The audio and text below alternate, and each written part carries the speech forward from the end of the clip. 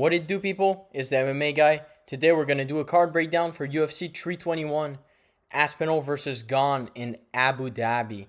So we're just gonna get into it. We'll start with, you know what? We'll start with the main event for this one. We'll see how it goes. First fight, Tom Aspinall versus Cyril Gane. This is the one. I did a video about this.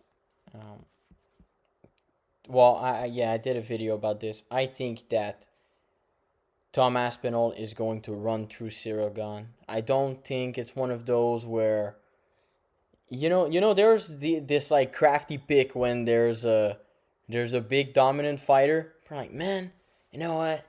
I think Cyril Gane might get it. I think we're underrating his chances. He's like, this is not happening there, man. This is not what's going to be happening. Tom Aspinall is going to walk through Cyril Gane like he's walked through everyone else, I think. And if he has any trouble, Volkov took him down 3 times and got robbed. Tom Aspinall took down Volkov and straight arm barred him. Completely molded him and inside the first. He's going to do, if Tom Aspinall has any problem with Cyril Gane, he's going to shoot a big, fast takedown and get a submission or get some ground and pound, going. So I think easy win for Tom Aspinall.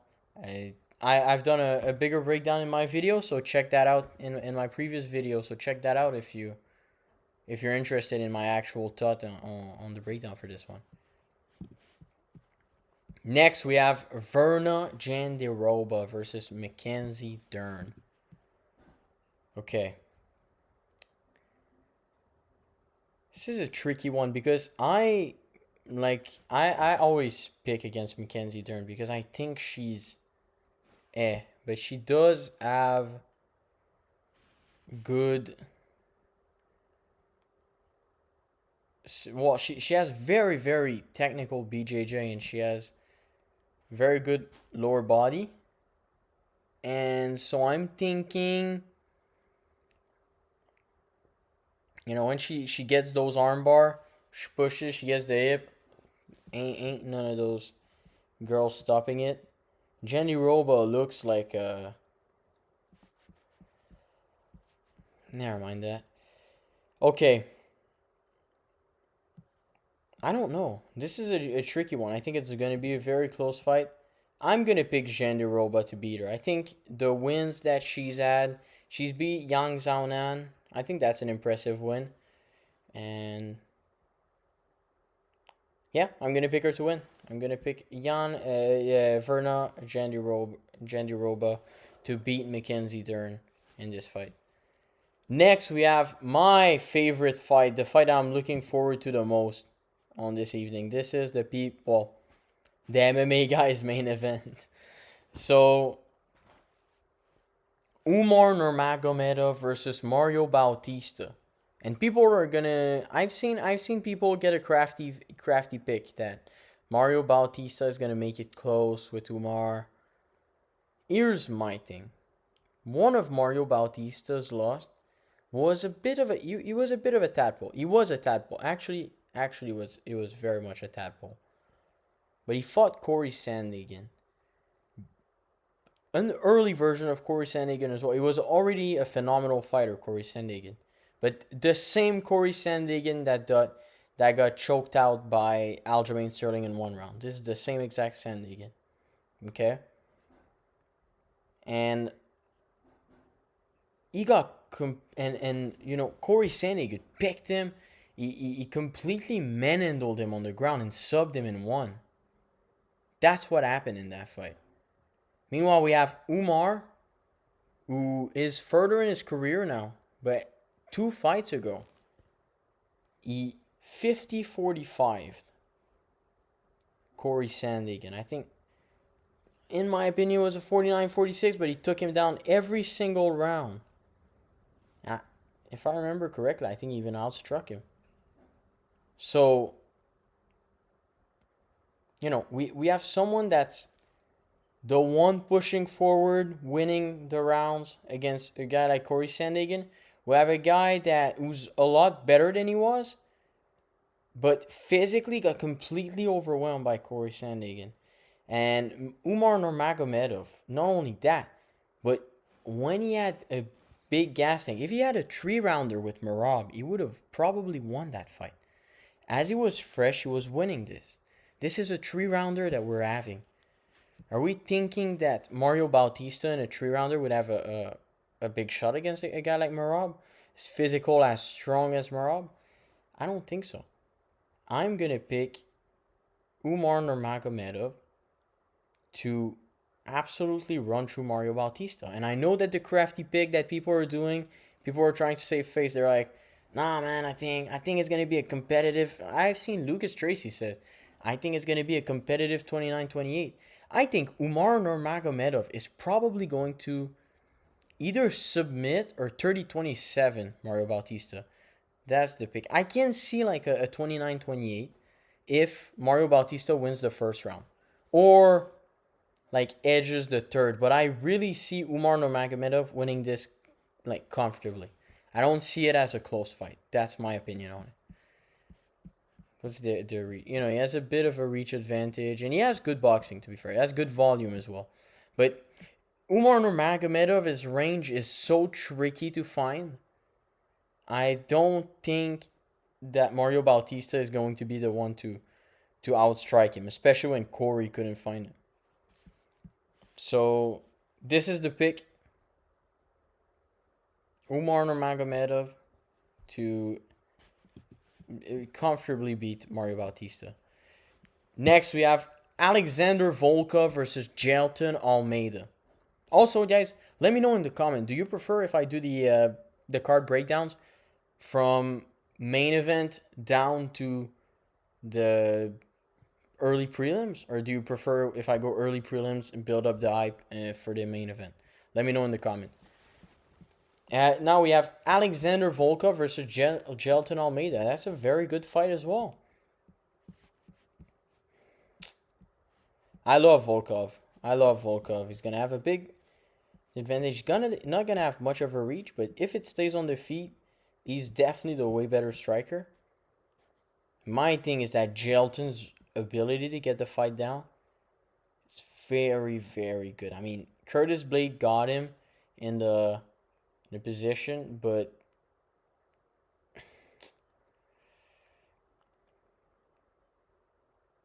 I'm gonna pick Jailton Almeida to smudge Alexander Volkov. I think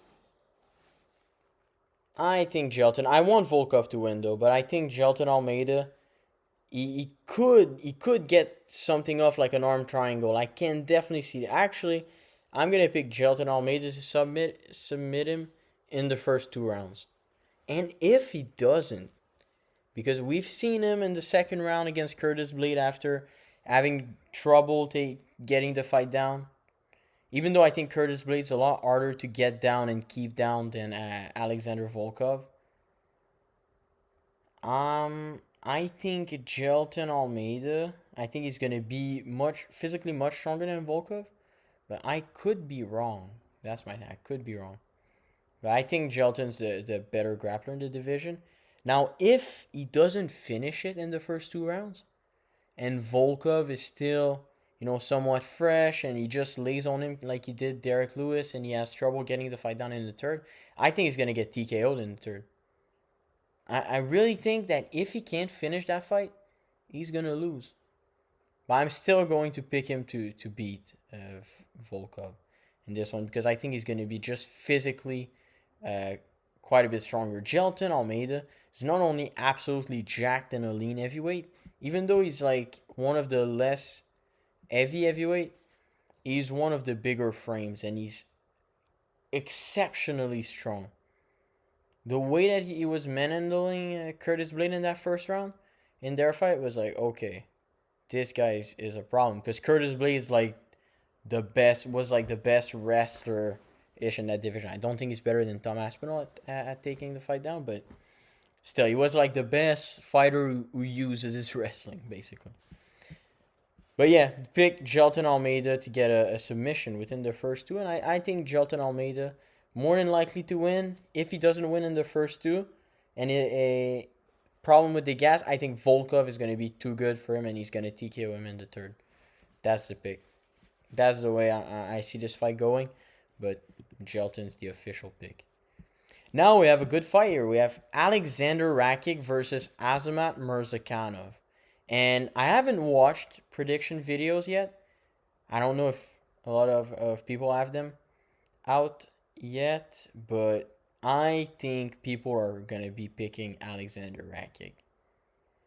He's a lot bigger, man. He has a 6 inches height advantage, and he has a 6.5 inches. Yeah, 6.5 inches reach advantage.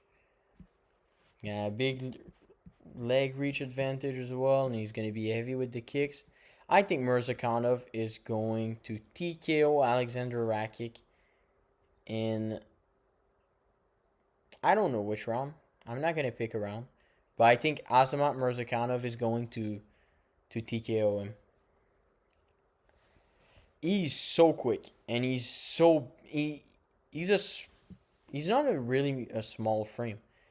You know, he kind of is like he is a shorter guy, but he is a very large fella, and I think he's going to be so much faster than Rakic. And Rakic, he starts his fight good, he get hit with a good shot, or he just get hit with like a jab or something, like a strong jab or something, and then he starts like turning, he starts circling around. He becomes the big movement guy.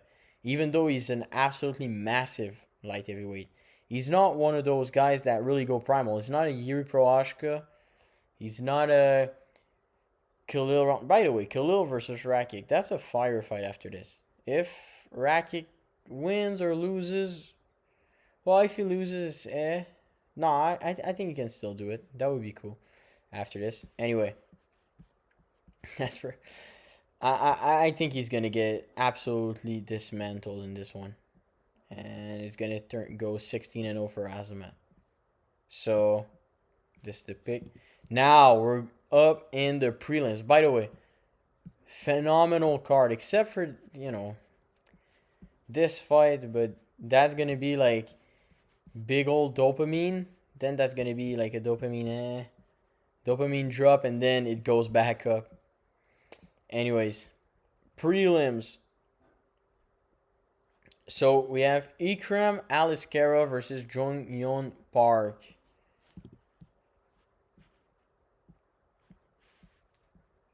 I'm gonna pick Ikram Aliskerov to beat Jong Yeon Park. We've seen Jong Yeon Park lose and to unranked level competition. He's very good. He's very good. Very under the radar fighter that has a very good record. Like he wins a lot. But I just think Ikram is beating. The only loss that he has is a short notice fight against Whitaker. That's the only loss that he has. His other loss, I think he has 2 losses on his record. Yeah, literally just looked at it. But his other loss is against Hamzat Chimaev before the UFC.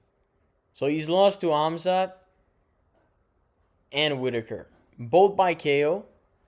It's not clear to me that Jong Yeon Park is going to KO Ikram Aliskerov. I don't think he is. I'm going to pick Ikram Aliskerov to beat Jong Yeon Park, and I think he's going to do it dominantly. So this is the official pick. Next, we have Ludovic Klein versus Mateusz Rembecki.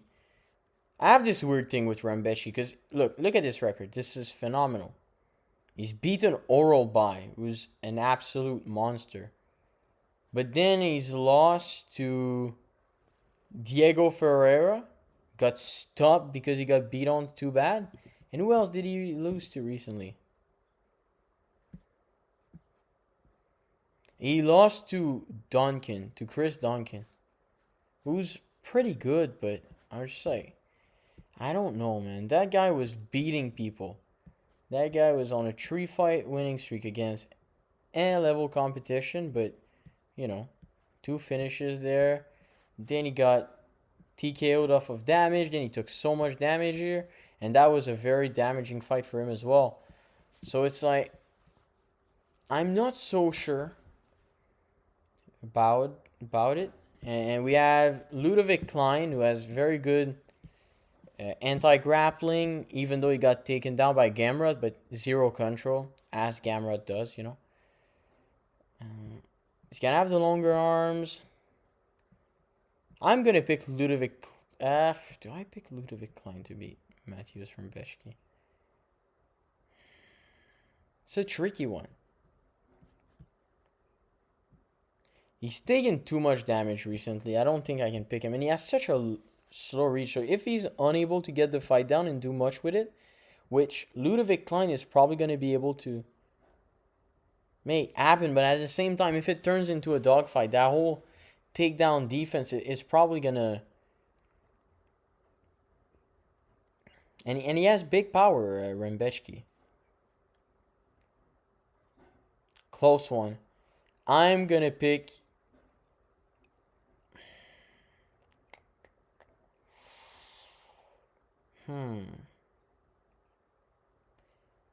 I also thought that Ludovic Klein in his fight with Gamrot, it was I think it was a fight night. No, it wasn't was it a fight night main event? No, it wasn't supposed to be a fight night main event. It ended up being it. Was it a 3-rounder or a 5-rounder? Because that's gonna change something for me. It was a 3-rounder, and I thought that Gamrot in the third didn't look all that good. He was like starting to have trouble with pushing the pace and getting those big those grappling shots. You know, he was starting to have trouble there, and I just felt like Ludovic Klein didn't start fighting like someone. Okay, I have to win this now. You know, he wasn't. He didn't feel like he was hungry to it. He was kind of comfortable losing, I felt. I know that I can never say that about Rembechki. Rembechki is going to be physically stronger. I mean, Ludovic Klein is big. Is not big. He was at 45, but he's a good frame. He's a good frame. He's a Topuria type frame at that weight class. Very good fight, by the way. Phenomenal prelim. This is a hardcore fan's delight. I'm gonna pick Ludovic Klein. I think he's the more technical fighter. Not gonna bet on that. This is, I don't know why this is above Nathaniel Wood Delgado. This is a phenomenal prelim as well. Great matchmaking. For this one, I'm gonna pick. This guy has one fight in, and he lost to. Damn it! Why is the UFC website need to lock in? He got subbed in the second by.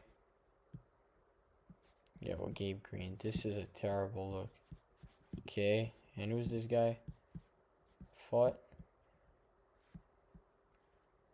KO'd by an Ovi. Isn't it the same Ovi that fought our boy that we just looked at? Yeah, Rembechki KO'd him. Then KO'd this guy, and then he lost to Trey Ogden. God damn it.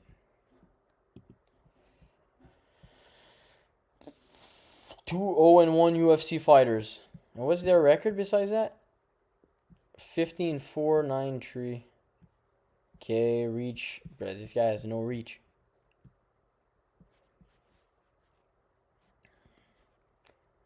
I'm gonna pick Abdul Karim Al-Selwadi. This is going to be the pick. He lasted 1 round more than Camilo. We lost to Gabe Green, that's not a good look. Anyhow, we got Nathaniel Wood against Jose Miguel Delgado. Now, Nathaniel Wood, what a technical fighter. He's so good. So slick. Lacks a bit of size at featherweight, I feel. And Delgado just KO'd Eider Emil. He KO'd him badly in the first round. He's going to have a 5 inches height advantage and a 4-inch reach advantage. I love Nathaniel Wood, and I think he's phenomenal. Jose Miguel Delgado got power because Ider Emil has a granite chin, and he put him out cold in the first. And his other fight, he KO'd him in the first as well.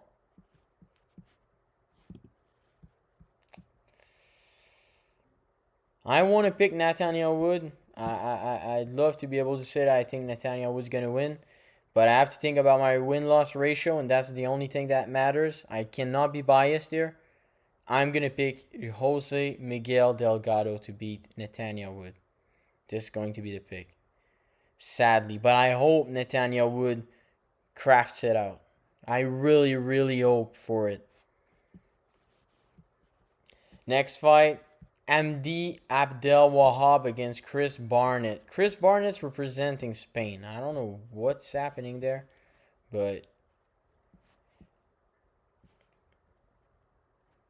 I'm going to pick Amdi Abdel Wahab. I think Chris Barnett, I don't believe in Chris. I don't think Chris Barnett's ever going to win a fight again unless he fights like, never mind, I don't even know. I'm sure there are fighters that he can be. If he fights like Tybura right now, maybe he can pull it off. Even then, I think he's probably gonna get subbed in one round. Or like Tai Tuivasa. Actually, those guys would probably lose to those two guys. I'm tweaking. But Amdi Abdel Wahab, I think he's gonna win. Bigger. He's gonna be a big advantage, even though Chris Barnett's gonna have a reach advantage somehow. He doesn't throw in. He throws like these big old kicks, and he has no gas tank. Amdi Abdel Wahab, at least last 3 rounds. Chris Barnett, when was the last time he fought? That's been 3 years. Because this Nzekuchu fight, he got completely whooped and stopped in the first. That doesn't count. Okay, you won a fight against Jake Collier in 2022, 3 years ago. I don't want to hear it. He's going to lose. Amdi Abdel Wahab is going to win. Next, we have Azat Maksum versus Mitch Raposo, and this is a complete mismatch. Azat Maksum knocked down Charles Johnson in the first, and Charles Johnson had to pull out the craft to beat him. We were talking about Charles Johnson, the guy who just completely fraud checked Loner Kavanagh and KO'd Joshua Van a couple of fights ago, like 5 fights ago. Now, Joshua Van has gotten better, sure, but we're talking about Charles Johnson, who's an elite flyweight. He's a elite flyweight. He's a top flyweight. I think he's a top 10. I think he's top 10 in that division. Also, Azat Maksum, very close with Tagir Ulanbekov, who's also a top flyweight. He's a big flyweight. So, and we have Mitch Raposo. Mitch Raposo lost very comfortably to Lima, I think. Yeah, to Lima. And then he lost to Suma Derji.